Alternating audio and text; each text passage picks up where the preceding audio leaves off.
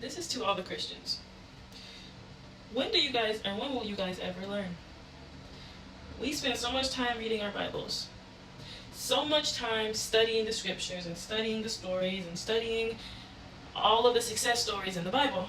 And yet, there are still people who take nothing from what they learn. We all know the story of Joseph and how Joseph had a dream that he was going to be somebody, a big somebody. And Joseph's brothers were intimidated by that fact. So what did Joseph's brothers do?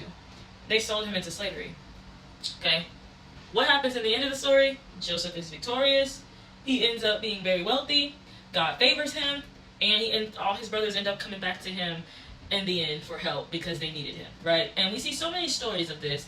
So many stories of today, like David, for example. He was just a little sheep boy. No one really saw him as important until he became king. When we all ever learn that the people that you count out, that the people that you minimize, that the people that you look at and assume that God don't favor them the way he favors you are the ones he favors the most? When are Christians going to look at the people who are orphans, the people who are ostracized, the people who grew up in poor and poverty places, the people who may not be the best at communicating are the very people that God is going to use to be the most effective to get things done that you can't get done because of your pride and ego?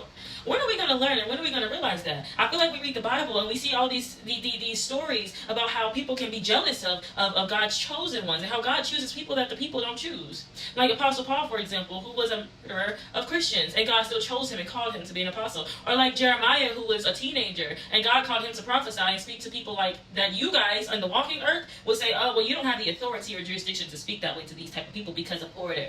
When are we going to learn that the way that God does things is unorthodox? When are we going to learn that his ways are not our ways and his thoughts are not our thoughts? When are we going to learn and realize that? I'm not sure if I want to wear a braid today, a twist today, or if I just want to let it hang. But I got up here to just say, I don't feel like Christians are ever going to learn. What is it going to take? Is it going to take for him to destroy the world again? What is it going to take?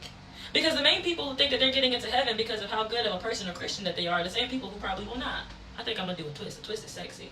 The very people who treat the people that God chose like shit, because that's what it is, are the very people that God is not going to use because you're not usable. You know why you're not usable? Because you can't discern.